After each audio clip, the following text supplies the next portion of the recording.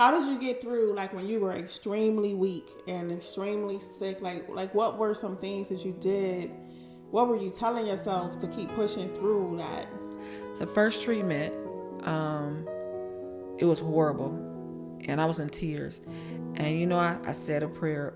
One thing I didn't do when I got diagnosed, I didn't say why me. I knew why not me. Can't kids get cancer? So that wasn't that. That's not a question I needed to ask. But what I did was I had to come to terms and to peace with some things. And I said, God, I know I'm not worthy, and I don't come to you as much as I should. But if this is for me, if it's my time and it's meant for me to die, I accept whatever it is you got for me. It was the hardest thing I've ever done because I was in tears. I'm like, I don't want to die.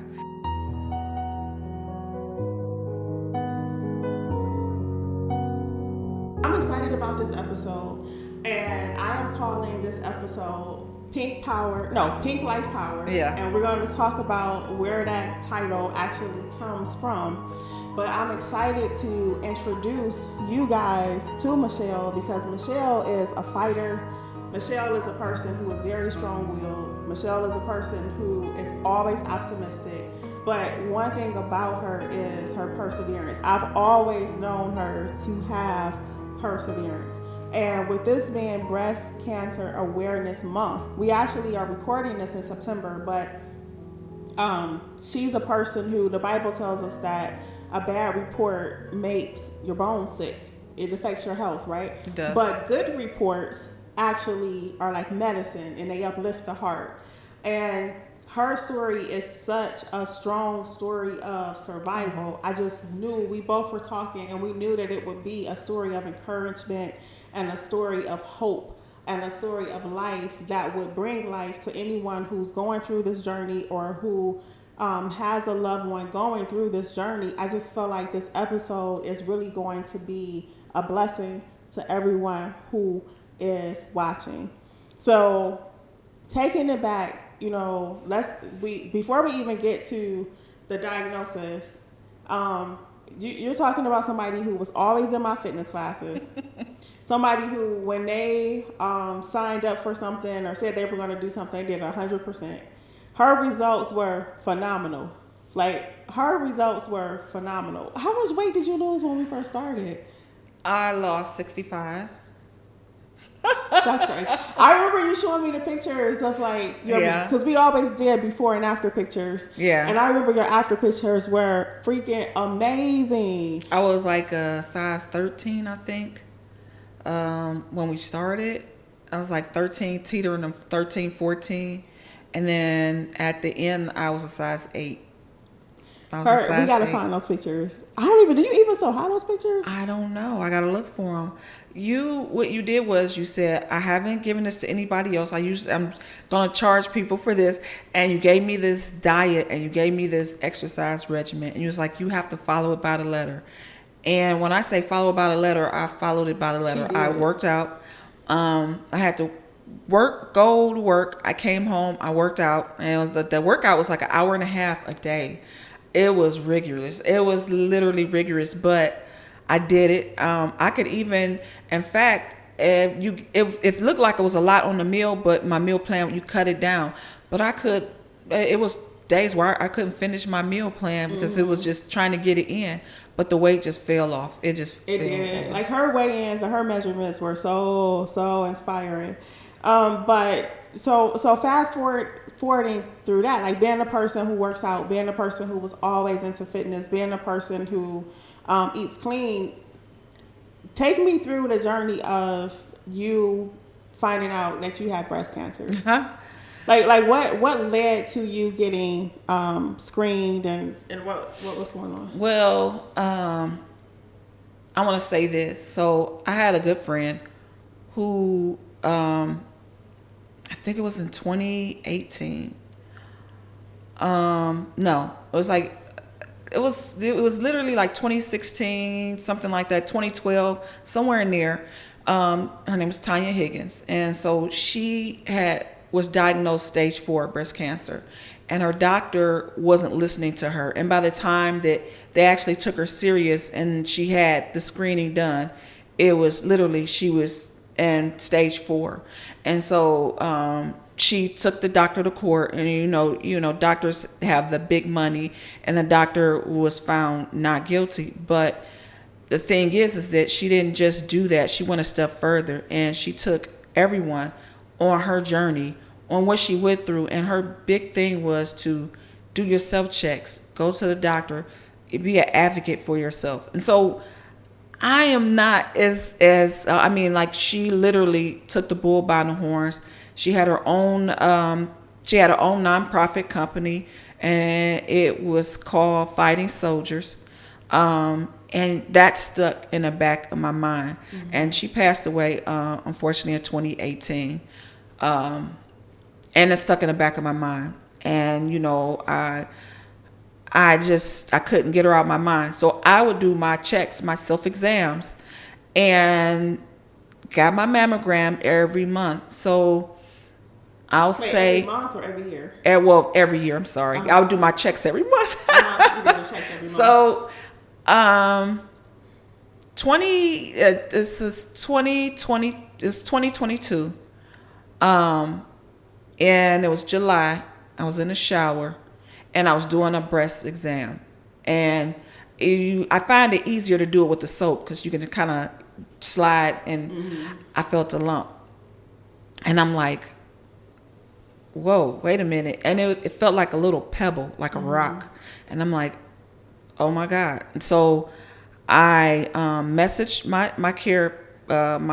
private care physician. She didn't answer. You go on my chart, you send a message. And so I had a really good relationship with my endocrinologist. So I gave him a call, and I told him what was going on. I didn't have an appointment to see this man. He asked me, could I come in? Of course I could come in, because I didn't know what this was. So I went in. So he asked me, I went into his office. He said, do you mind? Do you want a nurse present? I said, I just want to get this over with. Do what you got to do. I just, I need to find out. So he did a breast exam, had me lie down, and he said, it's not good. It doesn't feel good. So he had just so happened, she was the head of the breast center, and she had time. So she came by, and she felt it, and she said, this is not good. We're going to make your appointment for this Monday. So this was on a Friday, and I went in on a Monday. So I went in, they gave me a mammogram, and then they did an ultrasound. And I'll never forget, it was my surgeon who actually did my surgery. She came in and she said, I can't officially say anything, she said, but I'm 90% sure you have breast cancer. And of course I was in there alone, and my eyes filled with tears. I'm just thinking, like, I associated, me personally, when I hear cancer, I associate it with death. Mm-hmm. And I just had tears and just tears.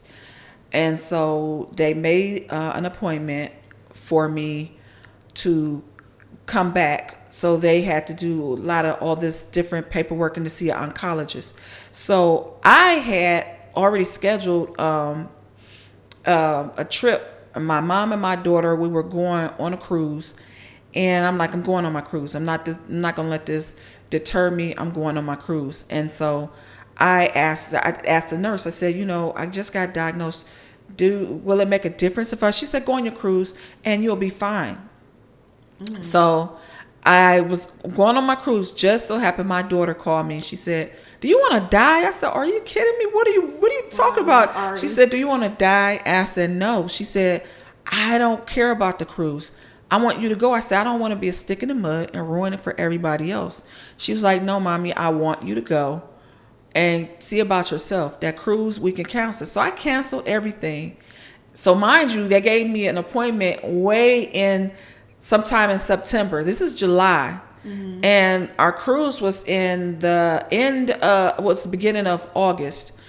So I literally got on the phone. I called the the oncologist I was supposed to see, they didn't have any opening. So I called around every oncologist that was in the network that I could call and asked to be put on standby. So if someone canceled for an appointment, what happened was that my oncologist, her name was Dr. Wayne, she saw what I was doing, and she had her secretary call me, and they had me come in that next week. And when I came in, I told her, I said it was the size of a pebble. So I went in to see her because they did the biopsy. So I went in on the 1st. They had me come in on the 8th for a biopsy. They did the biopsy. Literally, I got the results back in like 3 days. They said it'd take about 3 to 5 days. I got it back in 3 days, and I was diagnosed with triple negative breast cancer, which is the most aggressive and invasive cancer there is, and it's fast growing. So, because you said it grew from like a pebble to what size was it by the time? By the time I got my first treatment, it was about the size of an orange. And so when I went to go see her, and I saw her, I said, "You might think I'm crazy." I said, "But it's only been 3 weeks." And I said, "This thing is like the size of a plum." And that was at that time. And she said, "Well, don't worry about it. We're going to get you in." So they made appointments. It just went so fast. From one appointment to the next appointment, I was seeing doctors and doctors. And I'm thinking to myself, when am I going to get this first treatment? Because this thing is growing out of control. And of course, they thought that, a lot of people are just hysterical, and that they thought you were just being emotional. Absolutely. So when I went in,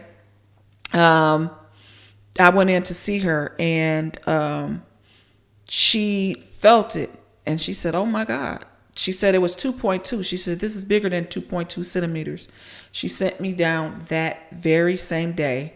I had to wait for hours to get an MRI done. So I went to the emergency room, and they had me checked me in to get the MRI.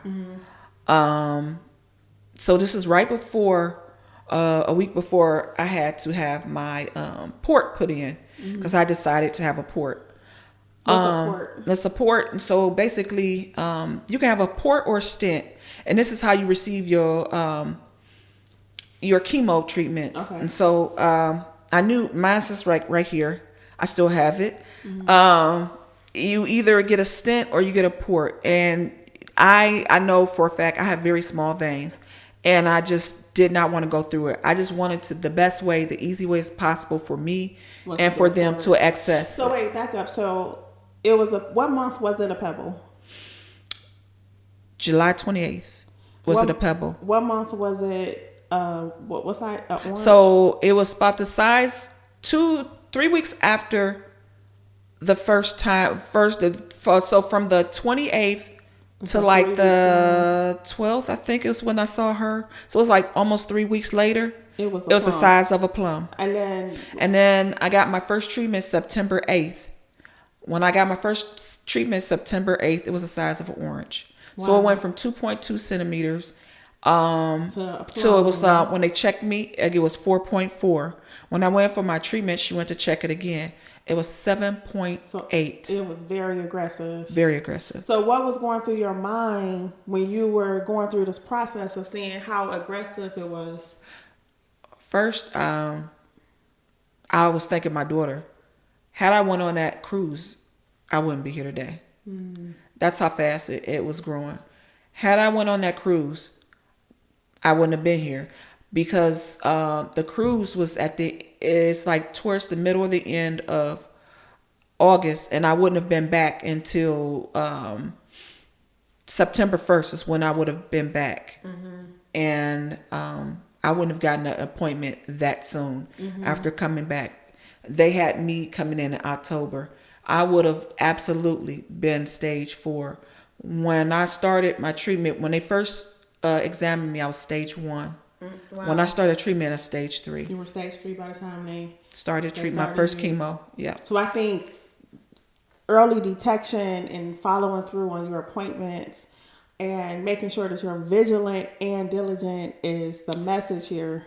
They say wait till you You know what the crazy thing is when they tell you to, when you feel a lump, that's the earliest detection. Honestly, hopefully, so let me take you back. When I get my breast exams, I've always been told that I had very dense breast tissue, which means that they would not be able to detect it from a regular mammogram. So I would get a mammogram, and I also would get an ultrasound because that's how dense my breast tissue was. So when they did it, they saw me. They didn't see anything, and they did the ultrasound and the 2-step, and they still didn't see anything. This was before July. This was before July. So I had it done in March. Okay. So they didn't see anything, and actually they called me back a week later because they thought they saw something in my right breast, but it wasn't. So come July, that's when I saw something, and I honestly believe there wasn't anything there.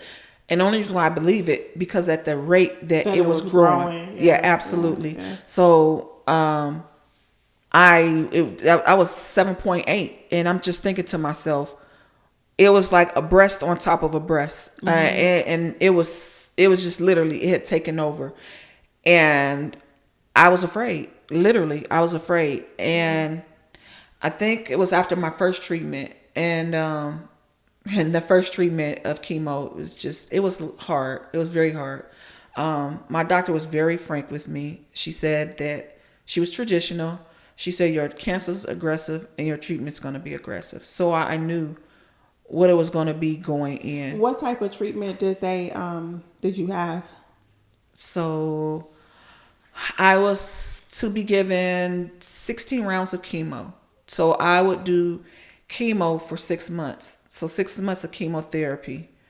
And they had a new drug called Keytruda, which is amazing for triple negative. Years ago, they did not have anything, but the only way they knew how to treat triple negative breast cancer was by radiation. And the reason why is because triple negative is not hormone driven.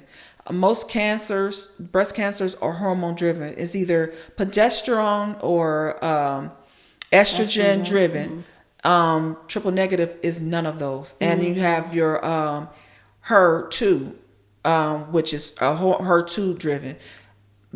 Triple, and that's why it's called triple negative, because it's negative progesterone, it's negative for estrogen, and it's negative for HER2.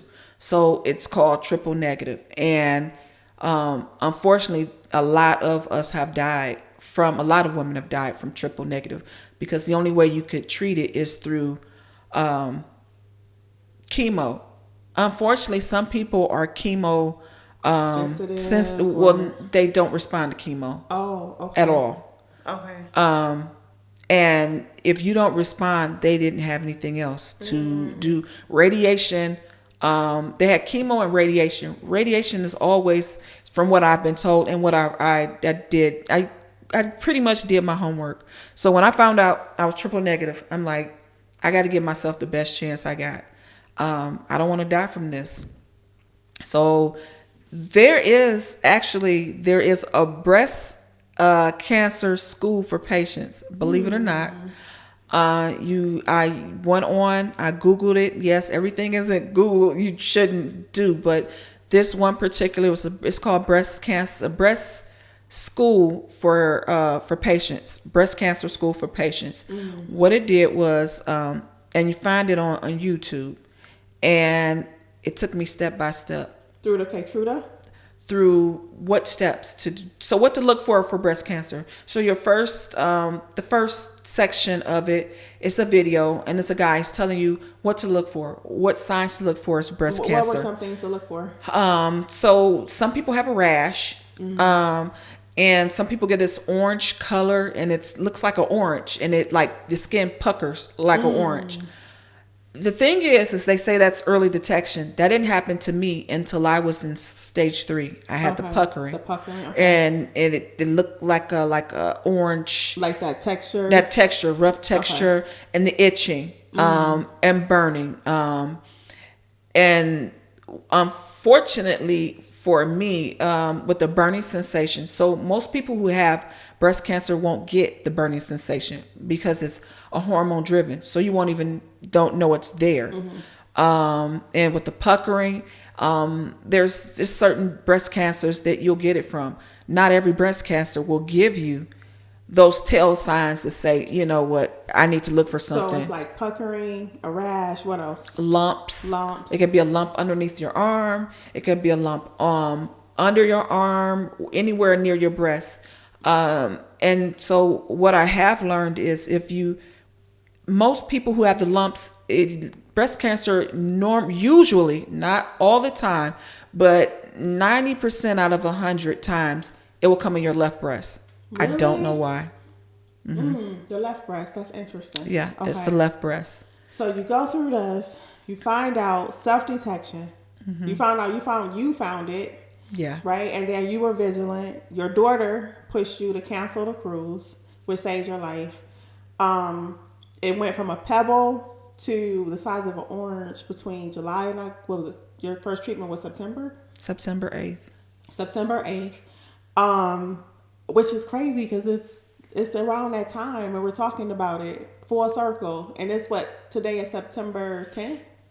Wow. Okay. Yeah. And we decided to do this September 8th. We had this conversation September 8th. We did. And we were talking about procrastinating and we were talking about the new lease on life, the new perspective and how we weren't going to procrastinate. So we had this conversation 2 days ago and we're sitting here today because situations like this and testimonies like this slap you on the hand when it comes to procrastination. But before we even get to that side of it, for those who are watching, what was it like the first treatment? How did you feel physically?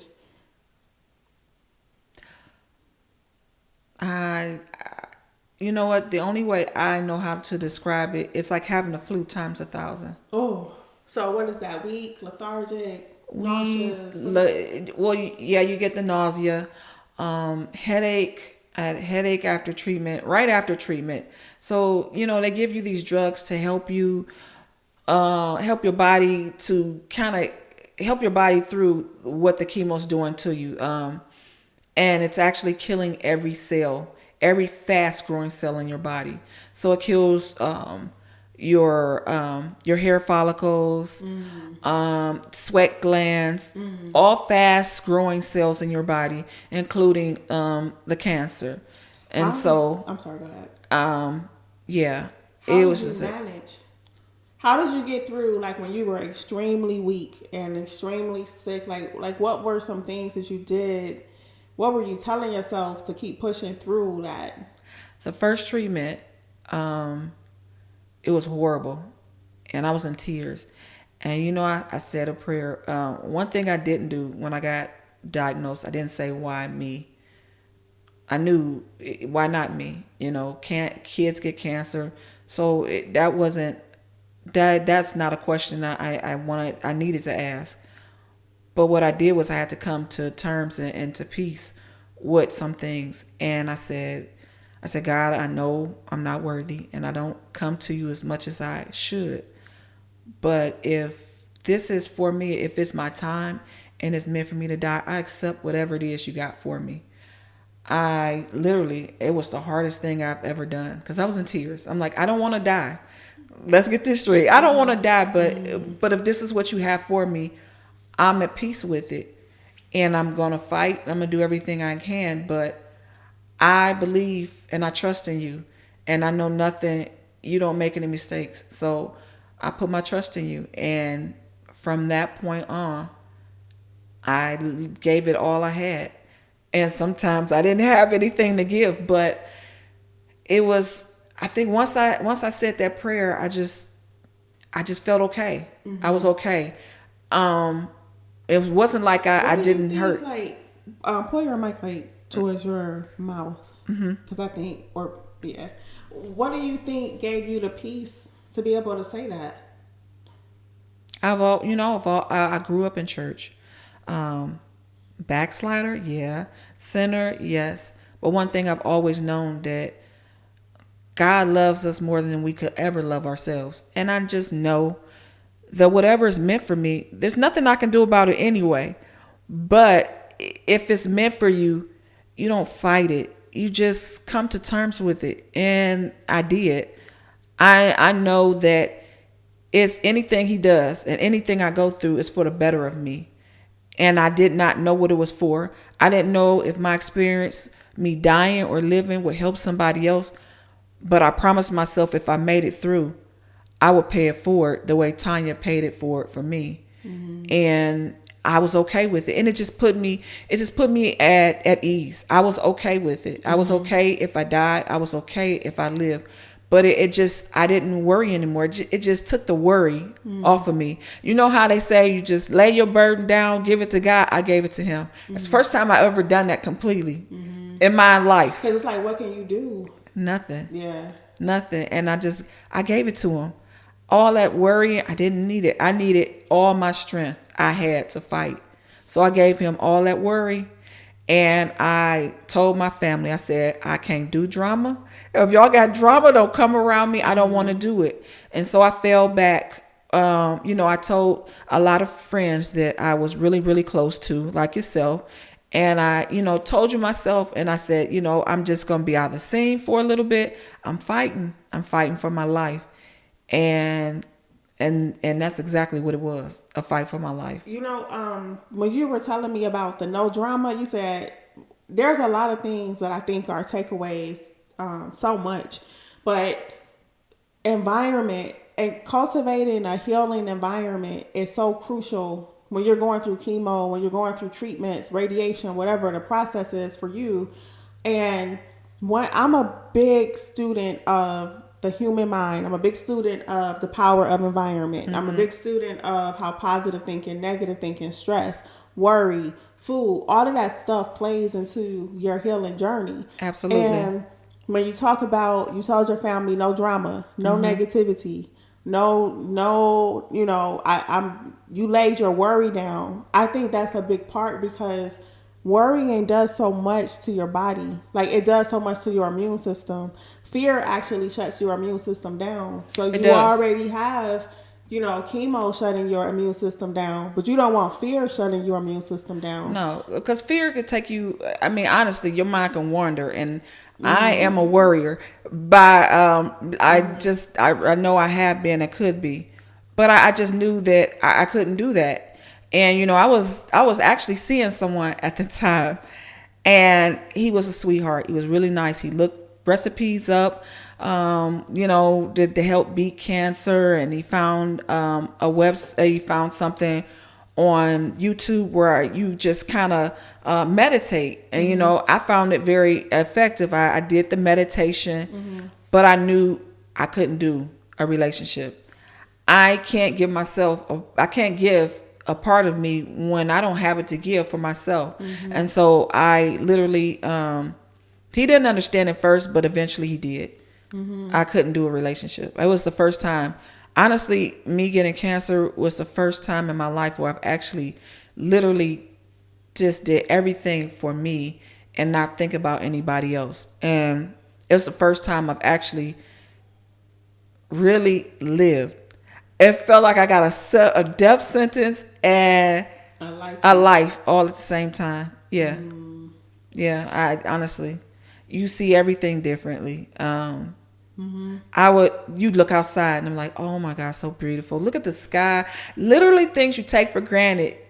And I promised myself I'm going to laugh as hard as I can. I'm going to live it up whatever time it is. I'm going to do whatever it is. And I would laugh. Literally, when someone would tell a joke, I would laugh and laugh till I could cry. And it does. I can't really explain it, but I started living. We're going to sit here for a minute because maybe you do realize it, but I'm listening to you and I know that everything that you're saying is a God thing, and I know that we're sharing your story to help and encourage someone else. So anytime you say something that's a takeaway, I'm always like, hold on, let that sit for a minute so that people watching can take it. But going back to the power of your environment, laughter literally is medicine. It is. I don't know if you realize how much your attitude towards it, your ability to say, I lay worry down, I'm going to laugh as hard as I can. I was laughing more. There's actually, and in this video, I'm going to put all of the references that I reference, that you reference. I'm gonna put everything as a resource so that you guys can click on it and you can, access all of the resources. But there actually is a documentary of a woman who cured herself. She drastically improved her treatments and came all the way back around to health from cancer from laughter. Literally, laughter is medicine to your soul. It is. Laughter is medicine. It helps with the recovery. It helps with the chemo. And even though I don't even think that you were aware of the fact of all of the studies and stuff that go on where laughter has been used as treatment to actually increase your chances of recovery, but you went in the opposite direction. You went in the opposite direction because a lot of times you can go one or two ways. You can slip into, and you talk about the tears and you talk about the fear and you talk about the what ifs, but it's important to not sit there because a lot of the healing is in laying down the worry. A lot of the healing is in still laughing, like literally laughing. When in the documentary, now I'm gonna put the reference. Her and her husband, when you talk about cutting everybody off, they cut everything off because, listen, I'm going to tell you guys, do not watch the news if you're going through this journey. Do not allow any type of negative updates, negative news, negative reports. People with their problems. You have to create a silo for yourself. You do. And her and her husband, they rented a whole lot of, this was before Netflix, but they rented a bunch of funny movies. She literally would just watch stuff and laugh and laugh and laugh and laugh. And it literally was a huge part of her recovery. Sunlight is a huge part of your recovery. Your environment, like what you're watching on TV, what people are talking to you about, what you're listening to. And also the power of prayer. Every time I hear you say that, I'm like, that's God. God gave you the strength to lay your worry down. That's a God thing. So for anyone watching, if you don't have the strength to lay your worry down, even if you feel like you do have the strength to lay your worry down, the first step, I think, to going through the journey, of course, after your doctor's appointments and your treatments and being vigilant about that, pray to God to take the worry away because the worry and the fear fights against you. This is a time where you need spiritual strength more than anything. When your body is failing you, you need the Spirit of God to reinforce so that you can get the level of peace. Because when you enter into a level of peace, it helps your body heal. Like every time I hear you say that, I'm like, I know that was God. Yeah. I know that was God for you to go in that direction. I would talk to, I had a few friends that passed from breast cancer and cancer alone, and I had an old boyfriend who passed, and I would talk to them. Honestly, I would talk to them. I said, Maurice, I need a little help. I don't know if I can make it. Or I would say, my friend Marilyn, I understand. I said, now I understand what chemo feels like. And I would laugh because she and I would laugh all the time. Mm-hmm. I'm like, oh my God, now I understand. And I say, Tanya, I said, girl, I need a little help with this. I said, this stuff is not where it's at. Chemo brings you so close to death. Mm-hmm. There were times where literally, I did my laughing. There's a time I did a whole lot of crying. Yes. Like I can't, but I think when you kind of cut away and you know where drama is, and especially most of the drama is in your own family. Yeah. And I had to I had to warn them, I can't do it. Any negative, I don't want it. I don't want it in me.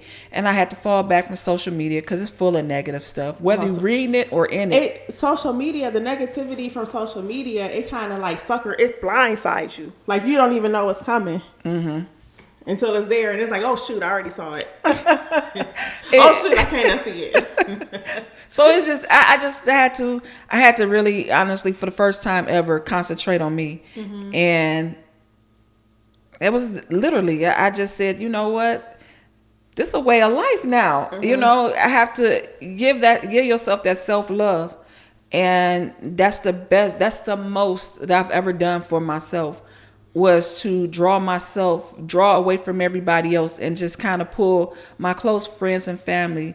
And I had a village, and I was blessed. I had a village. Anybody and everybody took me to treatment. You took me to treatment. Like, I had a village. And then we would sit there, we were laughing and talking. I'm getting chemo. It would feel like I wasn't, it would take away from knowing that I'm getting this poison in my body. We would just sit there and we laugh and talk, and we had a good time. And that's what my chemo appointments were. I had that village with me. And then we would go, and my sister-in-law, she went to so many with me. And that was our time away. I said, girl, you got away from my brother. So we would literally go, and we would get some food, and we would eat and have a good time. Because I was there with chemo. I would be from chemo anywhere from 3 to 5 hours. And that was that long of a stretch, because I had I had 3 different drugs going into my system. So you make the best of your time. And so here it is. This is a big chunk of my day, because when I get home, I'm gonna be so tired. I'm not gonna be able to do anything. Yeah. So that 5 hours, we had a ball. I would watch the funny videos. We would sit there and laugh and talk, and that made my day. Literally, that would make my day. And you learn to make the best of whatever it is you have. And before having the cancer, seeing the C word, before that, you complain about everything. And that you don't notice it, because I didn't until after. I was, for me, it was just like, cancer is death. I'm gonna die. But when I said that prayer, and I decided to live. And so whether I was going to die at the end of it or not, I'm going to live. I'm going to get the best, living my best life. That's what I did during treatment. I lived my best life. And it just turns out it wasn't my time. He didn't have that in store for me. And this is why we were talking. I want someone to see that just because you got breast cancer doesn't mean you're going to die. Early detection is everything. And the mammogram's not going to catch everything, but your body. Because even before I found a lump, and I would go, and I was doing social work, so I would go to my clients' houses, and I remember I would work from sun up to sundown seeing clients. And I had cut back because I was so tired all the time.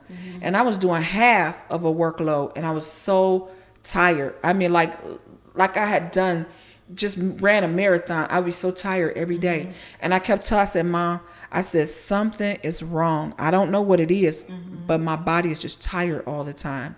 Sure enough, a couple months later, I found it. But I didn't know. And this was like in May and June. It was just, I felt so drained. Listen to your body, and take care of yourself. Because I had my primary care physician. Do you know I left her a message, and I told her that I had a lump? She did not answer my message until after I had my appointment that my endocrinologist set up for me. Wow. Now, my endocrinologist has nothing to do with breasts. But he cared so much about me and my health and my life that he saw me. I think the message is to be aggressive. Be aggressive. Be aggressive and demand the help that you need. And know when someone really has your best interest at heart. You were telling me somebody was being dismissive. That was my primary care physician. Very dismissive. A year before that, we were going back and forth. Literally. We were messaging each other on my chart back and forth, because she didn't want to order my 2-step. And I'm like, are you kidding me? And literally, she's like, well, if it's not, then I can order it. And this is an inconvenience to me. I'm working. So when I went and I had the mammogram done earlier that year, and the nurse, she told me, she said, why didn't she order the 2-step? I said, you have to ask her that. She said, well, it's crowded. You have to come back another day. So I had to come back another day to have the 2nd step done. And what did she say? She didn't apologize or anything. And then when I was diagnosed with breast cancer, it was like she had her foot in her mouth. She didn't know what to say to me. But I told my daughter, I said, I'm not going to rock the boat. I said, but she knows who she is. I said, if I make it and I make it past this, I'm cutting her off. I'm getting her, which is what I did. Yeah. That's what I did. I think the message in that is like, be very vigilant about your healthcare. If someone isn't taking your concerns seriously, if they're not following up, if they're not being aggressive enough with testing and screenings, fire them. Fire your physician and find somebody else who's going to be vigilant and be serious about that. Absolutely. But I do want to say, so when we move, so I want to move on to the next phase of it. But before we move on to the next phase of it, what are like 3 to 5 things you can tell someone who's watching, who's going through chemo right now? They are weak. They feel like they are not going to make it through. What can you tell them to pour on strength, to pour on power to get through? The days that you feel that, on those moments that you feel like you can't go any further, you're almost there. Literally, the days that you feel like it is over and you can't go, you can push a little further. You can always go. Don't give up. Because there's days when I'll be in my bed. I can't do it. I don't want to do another treatment. And literally it would be my mom and my daughter like, you got to do this. We're almost at the end. I said, we're not anywhere. It's just me. And I would have my, I have my tantrum, and then, I drag on out and get my butt there in treatment. You can do it. I think it's when your body, when you feel like you're at the end and you can't go any further, you are fighting, your body is fighting that cancer, and it is a battle inside of you. You might lose your hair. I might lose your eyebrows. All that stuff will come back. Just give it your all and don't stop living. I think what happens with a lot of people is you stop living. Even if they give you a terminal, because a lot of people have given, they've been given a number where you want to live 6 months, and there's a lot of people that I knew that were given 6 months and they made it 4 years later or 2 years later. Live your best life, even if they say you can't. God has the last say so. So don't give up. Don't give up. It is very possible. It's very likely anything could happen. It could come back, or it might not come back. I don't worry about that. I'm just thankful for the time I have, that the time I've been given, and the wake up call I was given. Yeah. So you were on my mind, and you texted me before I texted you, and I was like, oh, I was just thinking about you. And you sent the text and you said, thanks for all your prayers. I made it through my final treatment. That survivor story. So let's talk. So I really it's important for people to see people survive. Yes. It's important. Michelle is here because she understands the importance of you seeing survivors, because when you see survivors, it's encouragement to your heart, to your soul, to your journey. You are looking at a pink power survivor. So talk about pink power life and where that came from. So pink is for obviously the breast cancer. La flower and life, they're all in one. I literally pink power? Pink is pink power life. Okay. So there is power in pink. Honestly, in breast cancer, when I say power, it's the sisterhood. It's the club that nobody wants to be in, but we're in anyway. And and that's the only reason why I was on social media, because I gained so many groups. I got a triple negative group, Fantabulous, it was this Fantabulous Divas, which is a cancer survival group. It's just an array of just that, lifting each other up. It is power in that. Honestly, when they say breast cancer survivor, or you get with somebody that has been through what you've been through, because that's how I learned a lot. Been through what you're going through. What you're going through. And then I had a buddy, we were going through it together. Oh wow. So we literally, she lives in Seattle. I'm in Cleveland, and we would just text each other and literally lift each other up. And we had the same cancer, almost the same diagnosis, only mine was, she was a stage 2, I was a stage 3. Hers had grown really fast, just like mine. So we were able to kind of lift each other up. And then we had our little crying session together. You have those moments, you go through those motions. And honestly, when they say the stages of grief, it's, yeah. And then acceptance is the last stage. I think I went through those 12 stages of grief in like one day. But that's a test. Okay, I got to go back to who you are as a person. And I'm going to recap the conversation we had before we start recording. But I was telling you, my mom, we were having a conversation yesterday about how can you tell people. And how we were talking about how they say, look at a person's shoes and all the other stuff. Right. And I remember telling my mom, I was like, no, I look at a person's body. Because like their level of how in shape they are tell me a lot. Tell me if you're disciplined, if you're not disciplined, if you prioritize yourself, if you don't prioritize yourself, if you're balanced, if you can practice self-restraint.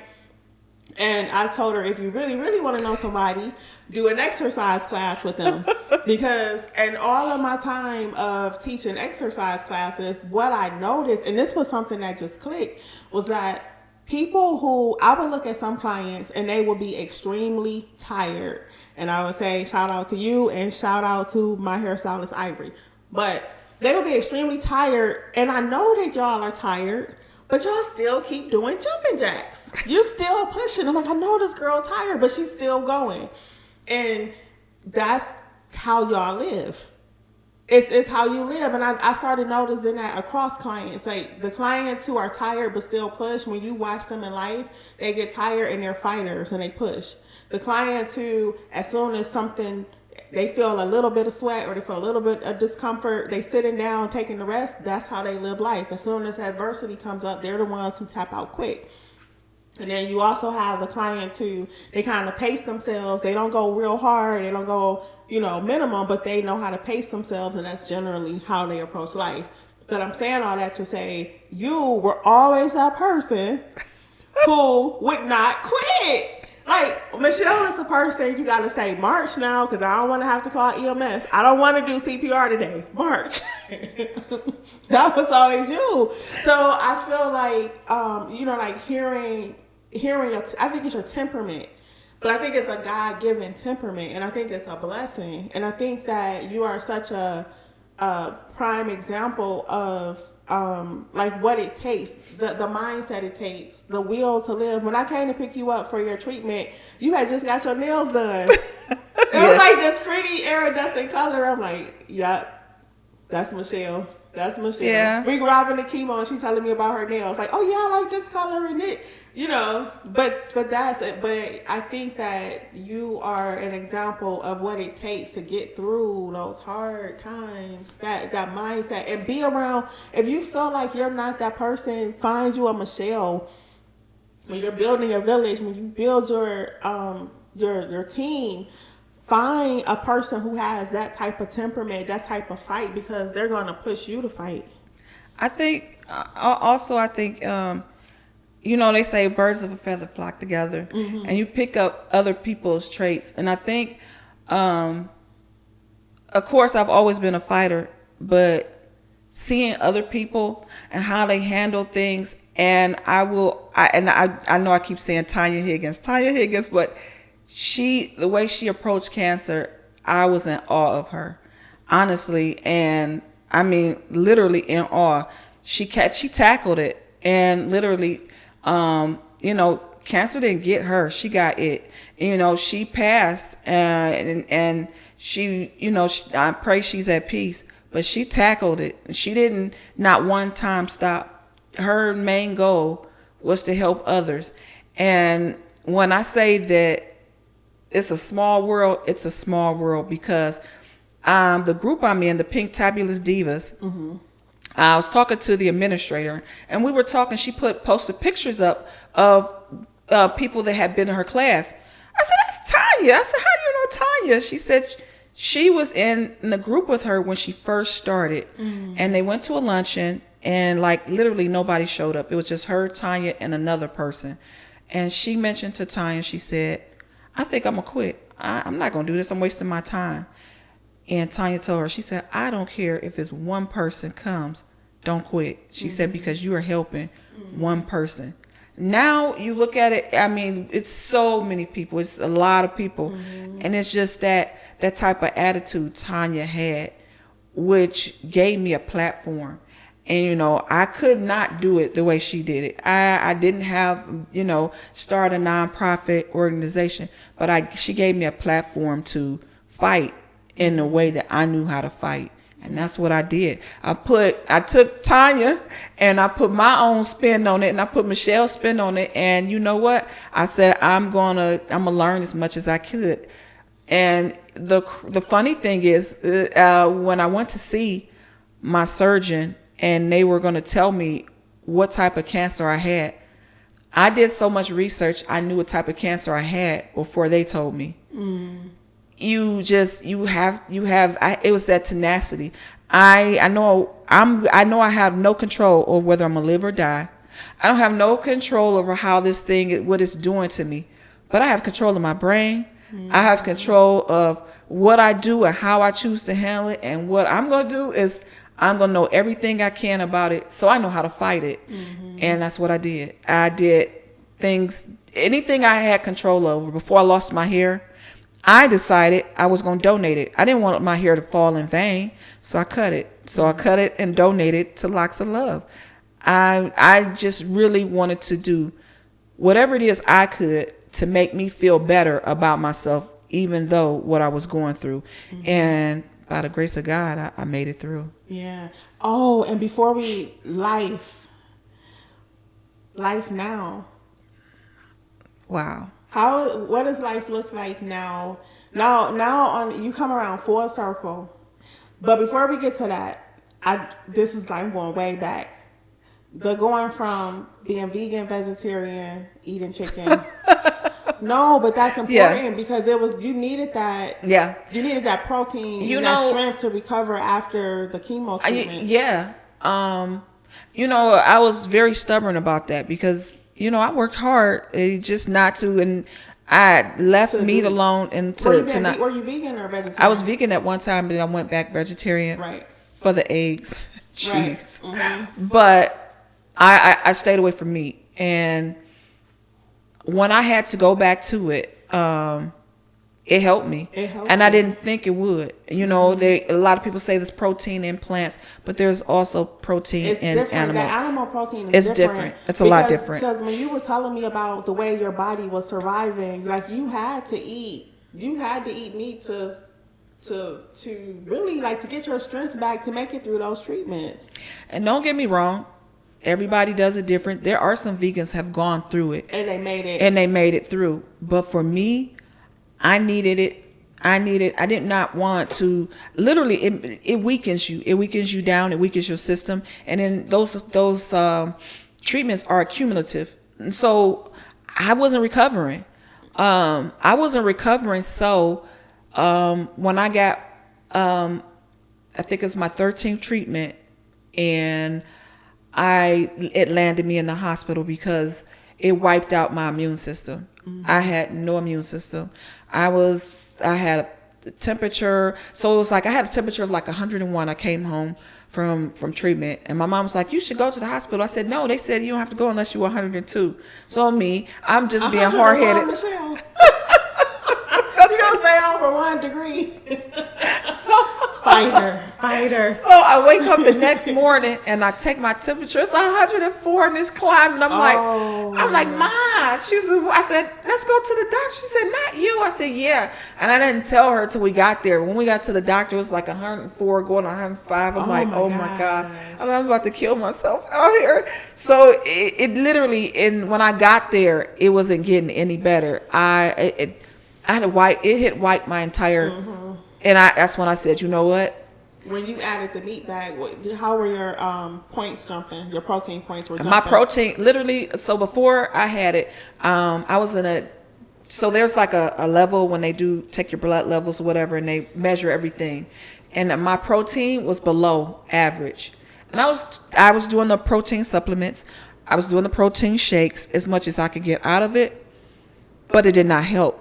It wasn't helping me, and so I got the meat and I had the chicken, and literally when I saw the next treatment and they took my blood and it shot up, I'm like 3 or 4 points. I'm like, oh my goodness. I said, okay. You had to reintroduce me. I think the lesson in that is to be flexible and not to be stubborn. You know, like you have to know what's working for you and what's not working for you. And, you know, like if you, because I know I'm still on, you know, like a vegan journey and stuff like that, but off and on. But what I'm saying is that you're just trying to get through this is my point.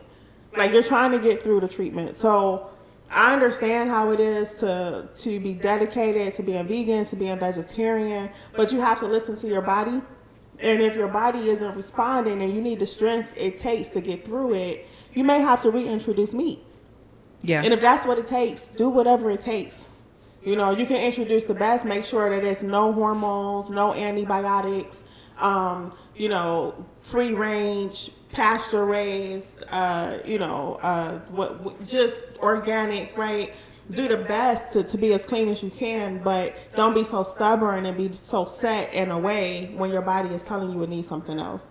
I kind of wanted to, you know, digress and kind of go back to that. But coming back around full circle. So we went through this whole journey. We went through the surrender, because that's really what you're saying. You're saying that I surrendered. And the surrender, I think, was a big part of the healing. So it was the surrender. It was the controlling your environment, cutting out all negativity, laughing, being determined to live. But what does life look like now? Tell me, what does life look like now? Because you got some mantras, you got some determinations, some declarations to live. It's like giving a new lease on life. I started living, so I still have the pains. To go back a little bit, you know, I had my left breast was totally taken over by cancer. So, I had to have a mastectomy. I knew other people, and I asked other people who had it. It came back in the other breast. So I decided that I wanted a double mastectomy. So I did a double mastectomy with immediate reconstruction, which means they implanted expanders, which I had in for like 6 months. So I had that done, and then so like they waited until I was expanded, and I had my permanent implants put in August 14th. So I'm still getting treatments. I was still getting treatments, and then here comes September 1st, and it was the last treatment. And I think it was just knowing that I'm an individual. It really did teach me that no matter what you go through in life, your journey is not everybody's journey. It's not going to do the same it did for everyone else. And for me, it was so significant because watching people on TV, 6 months, that should be it. I was in treatment for an entire year. So, even if you're given, it is what it is, whatever your treatments are, you don't look at what somebody else's journey is or how they take it. You just accept what you can and make the best of what it is you do have. And I think that what I and a lot of other ladies did to make it through. And so now I live life with no regrets, no procrastination. Which is why we are sitting here. We had this conversation 2 days ago. Normally we will have conversations about stuff and it'll be a year and we still didn't do it. And it's just like her take on life is contagious because she got me sitting here and we doing this. Mm-hmm. Okay. So No procrastination. And no complaining. No complaining. No complaining. Gratitude. Absolutely. I wake up sometimes still with a pain here, pain there, and my mom's like, "What's wrong?" I said, "The pain is to let me know I'm alive, so I'll take it." So I don't have any regrets, and I heard somebody say that before. You should live with no regrets. Well, as long as I don't procrastinate, I won't live with any regrets. And, living my best life, but also giving God the honor while I'm doing it. And anything, I don't worry about anything. And I told my mom, she was like, I said, let me tell you, my philosophy is God got me through the worst. If he got me through that, he gonna take care of the rest. So yeah, I don't worry about much at all. I'm just take it all in stride and stay drama free. That's okay. that's it. Like I just feel like it's such a powerful testimony. I'm so grateful to God that you are sitting here. I'm so grateful to God that you're here. I'm so grateful to God for this episode because I know that it's encouragement. Breast cancer does not have to be a death sentence. It does not. It really turns in. I think what Michelle has taught us is that it becomes a life sentence. Because no matter what the outcome is, you took a different take on life and you started living, laughing harder and appreciating everything and being grateful and being in a place of surrender. And just to put it out there, Black women, we are more than any ethnic group background. We die more than any other. Why? Because of late detection. By the time we go to the doctor, it's been there. If it's a lump, don't ignore it. Or some people will think because we have boils, my family gets it, or this. Don't assume anything. Go to the doctor. Just go. And be diligent and vigilant. And absolutely. If somebody is not your physician, your caregiver, if they are not being aggressive with testing and screening, fire them and find somebody else. Because I think your story about you pushing and you being aggressive and you constantly calling and setting the appointments and being, you know what I mean, and counseling the crews and doing your self-exams in the shower. Even if you don't have insurance, you can get a mammogram for free.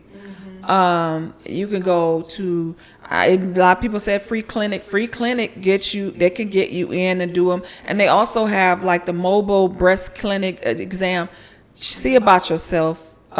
Put yourself first. Because if you don't kind of put yourself first in those instances, you have your kids and you can't be there for them if you can't be there for yourself. And that was most important for me.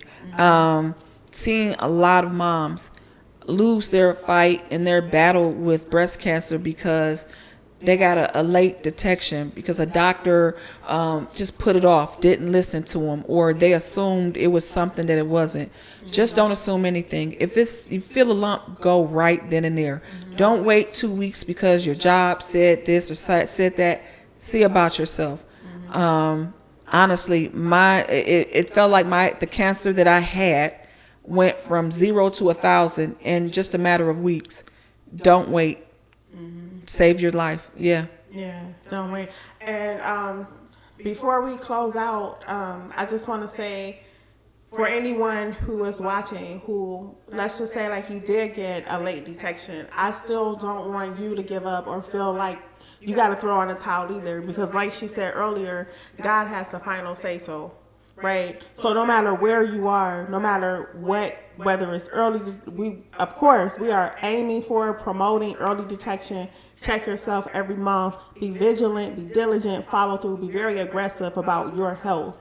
But even if you are watching and you are a person who had a late diagnosis, still look at this as a sentence to live, laugh, get around people who are going to support you. Be positive. Don't take this sitting down. And like she said, when you feel like you can't go on and your body is weak, that's when you need to push through the most. That's when your body is fighting the hardest for you. And a lot of times perspective is everything, right? So when you feel weak, instead of feeling like, oh my God, this is a testimony or this is evidence that I'm dying, no, this is evidence that your body is fighting harder than ever. And you hold on to that and you follow through and you pray, pray, pray, pray, pray, pray, pray, pray, pray. Because God will give you supernatural strength and supernatural ability and supernatural a peace that surpasses understanding. I think that you are a testimony to peace that surpasses understanding. Because it doesn't make sense for you to have peace in that moment. No. And it's the Spirit of God that gives you that peace. So no matter what your diagnosis is, whether you're early detection, late detection, it's a sentence of life if you choose to make it a sentence to live. And you live with your whole heart. You live unapologetically. You laugh. You enjoy the people around you. You still get your nails done. That's what she was still getting her nails done. Well, I haven't had my nails. I had to get ready for my surgery. Got my boob job. And you know what? The village. Don't let anything get you down. And you might have a moment. Give it a moment. But don't give it your day. Yeah. Say that again. Give it a moment, but don't give it your day. Wow. And that's it. You have those moments. Let it be a moment. Don't let it get your day. Man. Thank you so much, Michelle. I'm so grateful to God for you being here. I want to close out with a prayer for everybody watching. Lord God, we thank you for this episode. We thank you for Michelle's life. We thank you for the beacon of light and the hope that she is for anyone who is going through this journey or anyone who is supporting a loved one going through this journey. We pray that anyone watching, Father, that they have hope, that you strengthen their bodies, that you surround them with positivity, that you put a laughter and a joy and a peace and a surrender in their hearts as they go through this journey. We pray that you uplift them, that they know that it's not over until you, God, say it's over. And just strengthen their families, build the right village around them, strengthen their hearts, strengthen their just their mood, their emotions, everything that they go through. Just let them feel your presence through the entire process. This we pray in your holy name, Lord Jesus. Amen. Amen. You guys, this episode is near and dear to my heart. Pink Power Life. Yes. That's the name of. So what are you going to do with Pink Power Life? Like, are you going to start a support group? Well, you know what I want to do is the first post that I want to put in there is my journey. Just looking back, it's pictures is a million words, and honestly it will tell. Just encouraging somebody who might see it, even if you're not going through it yourself or you know someone is going through it. I just want to help one person. If it helps one person, I've done my job.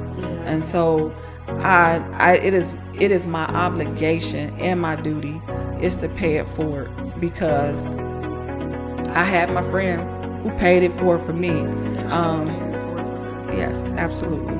We love y'all. And like I always say, I may not have ever met you, but I genuinely love you. And until next time, be blessed. Thank you. Yay.